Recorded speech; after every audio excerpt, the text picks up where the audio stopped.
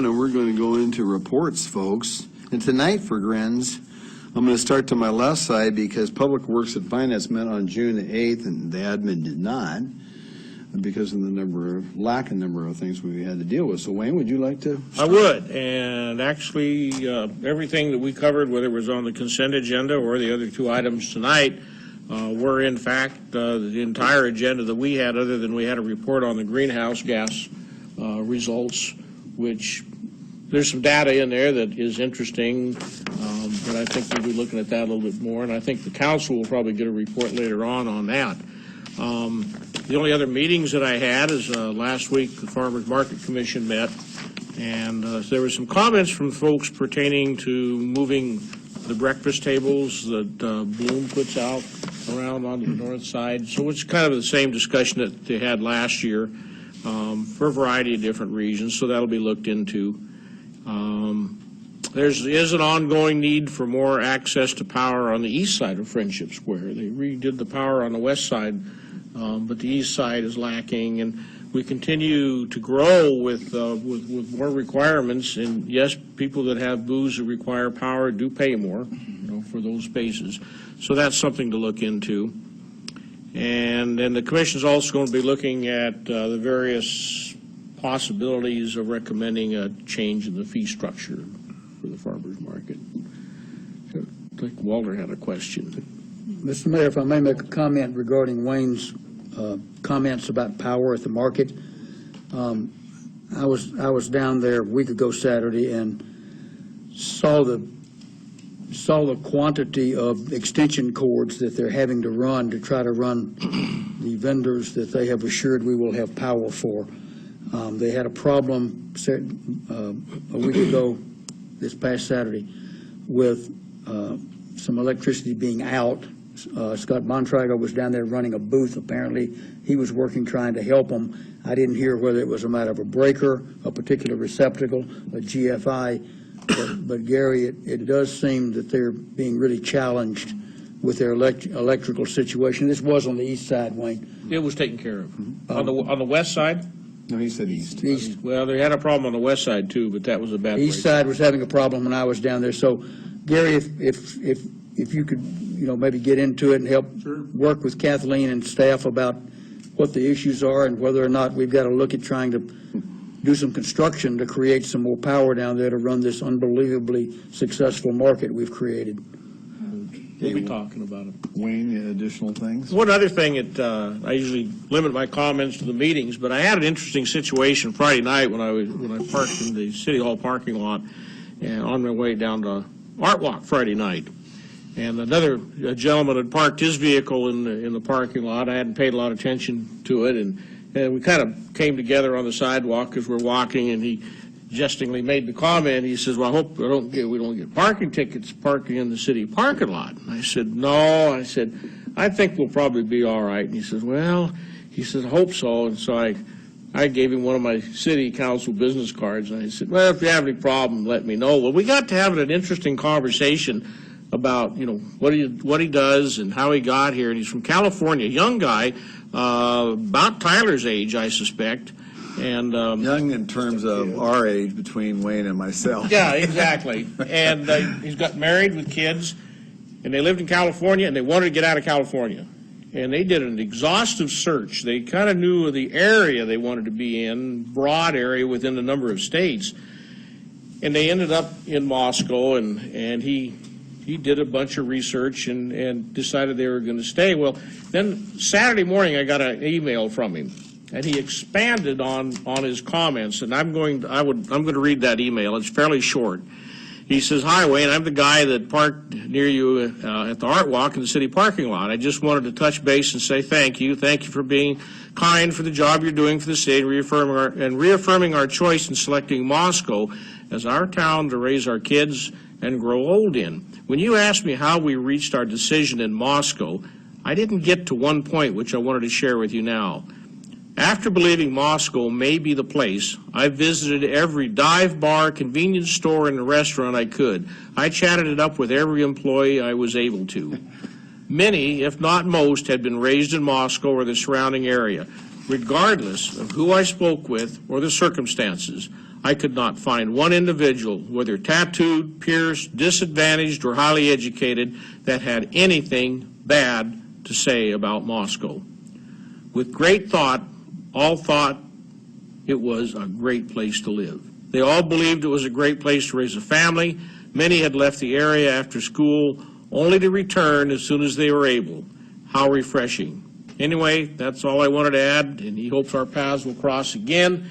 So even in light of Moscow being one of the poorest cities in the nation, apparently we're still a great place to live in. So I wanted to share that with everybody. I thought that was really cool. Pretty neat. Thanks for sharing. Wayne, I didn't hear. Was he a visitor or a new resident or what? They've lived here, I think he's, oh gosh, what did he tell me? A year now, I think. Okay. Where are these dive bars? Let's not get into that, John. Jim, I'll go with you next. Due to being in Boise last week, I didn't attend the Transportation Commission meeting, although it didn't occur, so I guess I didn't miss anything. And I understand there was a Pathways Commission meeting, but I could find no minutes for that meeting, so I have no idea what went on with that. I guess I'll have to talk to Tom Brendan and find out what went on, but I don't really have much to report since I was out of town. When we were down at AIC, one of the work sessions you stopped in and listened to was they talked about working on streets and stuff, and you and I had a discussion about that. So that was kind of If you want to talk about that, we talked about pavement, and since Tyler's here, there was a good presentation from the Public Works Director from Hayden, who made a great presentation about how to stretch the pavement maintenance dollar. You should maintain the better streets first and not do the worst first. You get way more improvement per square yard by maintaining the good streets first and the worst ones last. Is that a concept you'd ever heard of? Anyway, that was good. That was something Jim and I had talked about. I think it was Friday over lunch. But anyway, it was kind of an interesting. Another thing that happened down there that, with regard to the records, electronic records, there was a presentation by a gentleman at one of the general sessions that they're thinking of making the electronic video records for police body cams and surveillance cameras, if it doesn't involve use of force, a felony arrest, or an ongoing investigation, 60 days for those records, so that we don't have to have a giant storage facility for electronic records that much of which is not public information anyway. Right. So, That's good. Very good. Thanks, Jim. John. Well, I'm in the process of dealing with a small medical issue myself, so I missed the urban renewal meeting, and I missed planning and zoning, and so, and then tomorrow is when the Human Rights, remembered at this time, Commission meets, so I really, somewhat embarrassingly, have nothing to report. Okay, John. Dan. Well, Tree Commission met on the 2nd, discussed all their goings-on. One of the more interesting things was talking about food trees and how to, how if the city should have something like that within their right-of-ways, and kind of an urban food forest, So that's something that, some discussion about that. Plus, there was a lot of talk about a memorial for Margaret Littlejohn, partnering with the Pathways Commission and having something going on there. She was big in the Tree Commission. She was big in the Path Commission. She was big in a lot of commissions here in town. So folks want to do something to remember her by. And then on the 9th, we had the Arts Commission, which of course the big news was Art Walk coming up on Friday, and sounds like that went off really well. I got a report back from the gourmand in my house, a 20-year-old that still lives under my roof, that said that they had a pretty good barbecue down at the water department. So everything went off good there. And other than that, that's all I got. Okay, Dan. Walter. Thank you, Mayor. On Wednesday, June the 3rd, I attended the Inland Northwest Partners summer meeting over in Pullman at Banyans. Very well attended. with people representing areas from, I'd have to guess Spokane Valley, which is 75 miles north, pretty much about a 75-mile semicircle around Pullman, a lot of the small towns in Washington attending. The topic was place-based cultural tourism as a sustainable economic development strategy, and unusually this time they had a single speaker for the entire session, the whole day, a fellow by the name of Stephen Thorne, who is a senior associate of Sustainable Travel International out of Washington, D.C. And the very, very short of it is that he says instead of going to Paris to see the Eiffel Tower, go to Paris to see Paris. There's a lot more to it than just the Eiffel Tower or the Arc de Triomphe or the, a few things, or the Louvre, but take it in for the entire experience. So that was the Northwest Partners meeting on the evening of June the 8th. A week ago tonight, I attended the Moscow Volunteer Fire Department board meeting as liaison. The chief was out of town doing some family business, bringing some kids back to Moscow to show them what a great place this is, I guess, Wayne. Right.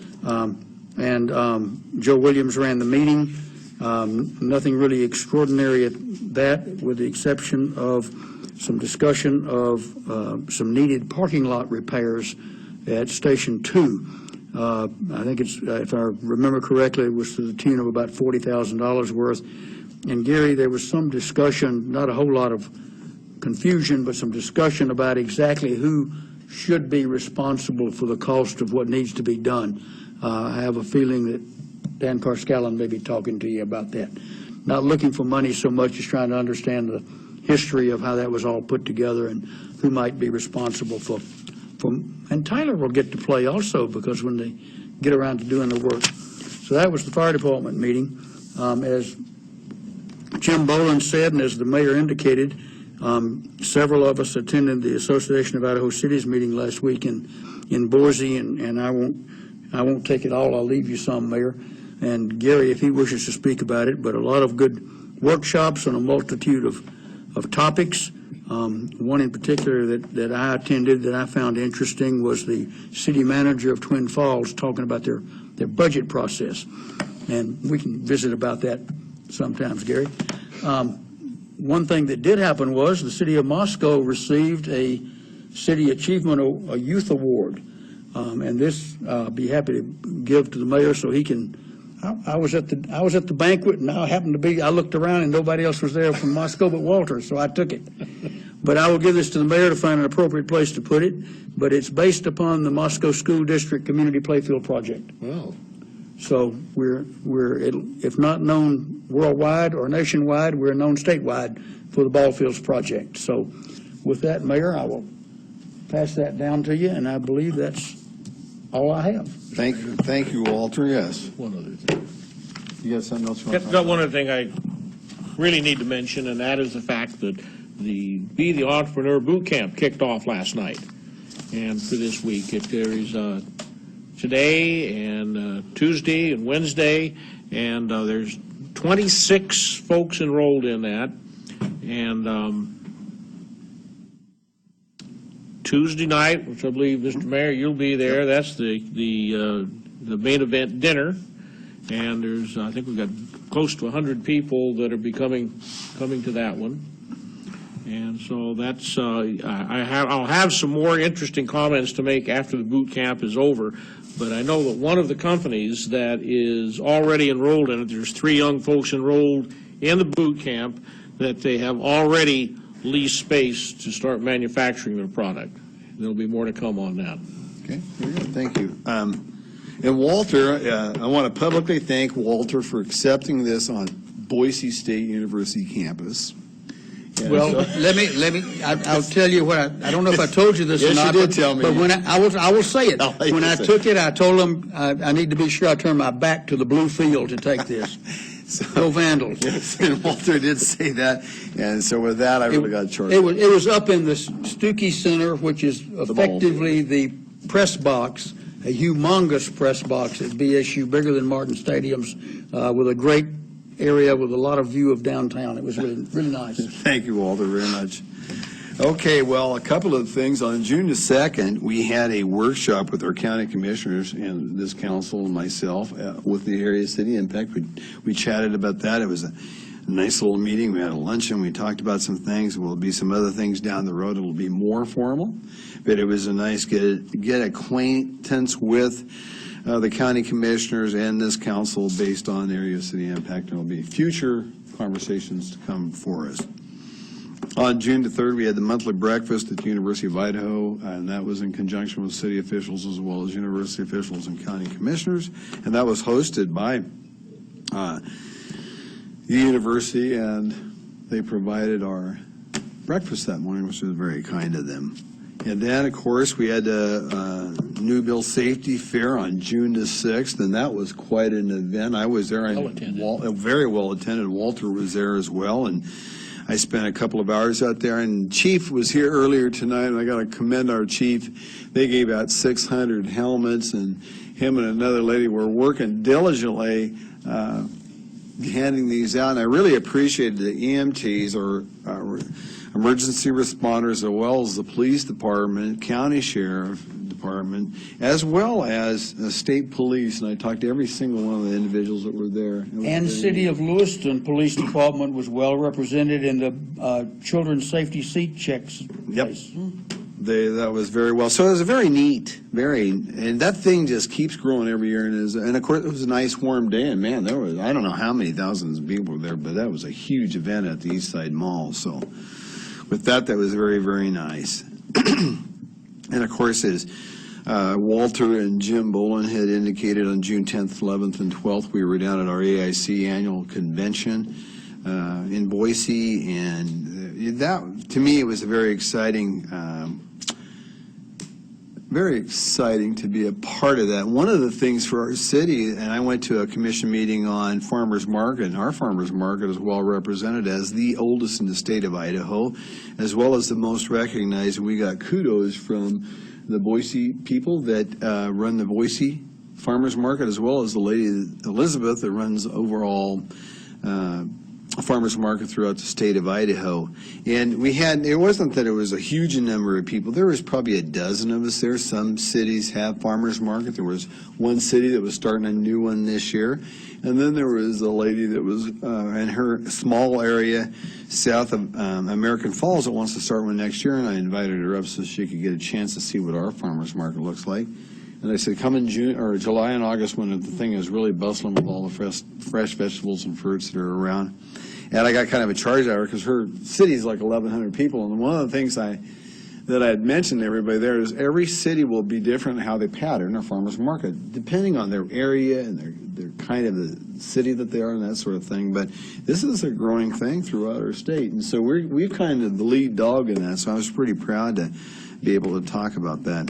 Another thing at the AIC convention that we had is, for the first time ever, we had a mayor's roundtable and the city council roundtable, and I was able to facilitate the mayor one, which I very much wanted to do and enjoyed that. There was 25 other mayors besides myself there, and we had great conversation in how to approach legislative concerns and be more proactive rather than reactive. And so I think this is going to be a fun thing for us as we go along. And the neat thing about both the mayors and the council workshops is we're going to have these 2 times a year. We're going to have them in the winter as well as the summer convention. So I think that's a big deal for us, so we can get some of those things that concerns councils as well as cities. And the cities that were involved, I asked for names and where their city was and their population. We had anywhere from representative mayors of a 300 populous town to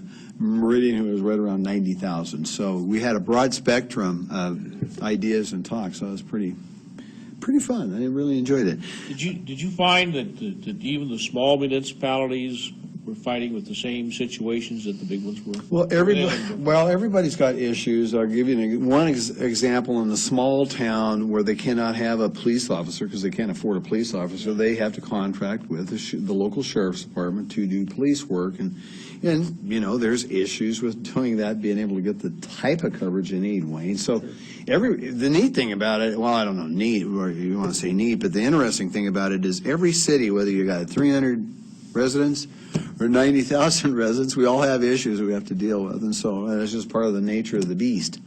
But anyway, it was a terrific conference, and I very much appreciated. Of course, Gary Reedner and Jim Tivner and Rod were there as well for separate things. Another thing that went on there that I thought was quite important was the talk about economic development throughout the western United States, and how the state of Utah in 2008, when interest rates got as low as they were going to get and construction costs got as low as they were going to get, they put some money on the table and bond financed and improved their infrastructure and improved their schools and did a lot of things with that. And now when things are on the upswing, they're getting a lot of leverage off of that.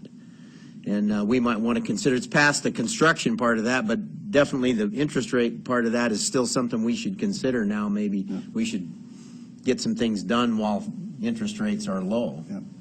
Yep. He's cheap. Yep. And then, of course, as noted by everybody, the Art Walk was June the 12th. Our flight, we were late getting back into Moscow. It was almost 9 o'clock by the time I got, and things were pretty well weaned down. And I guess they ran for a little bit longer, but the majority of it was pretty well over with by then. But I hear it was a very, very successful event, so that's terrific. With that, Gary, I'll turn it over to you. Thank you. Just to play off the Art Walk, those of you who haven't had a chance to come down and see the Ralph Crawford exhibit at City Hall, extraordinary exhibit. Fabulous. First time it's been exhibited. Great bronzes and paintings and sculptures, and something you don't see very often, that much talent in one place. So certainly invite people to do that. Down at the AIC, that was a great conference, has been reported on. I'm a member of two state associations, the Community Transportation Association of Idaho.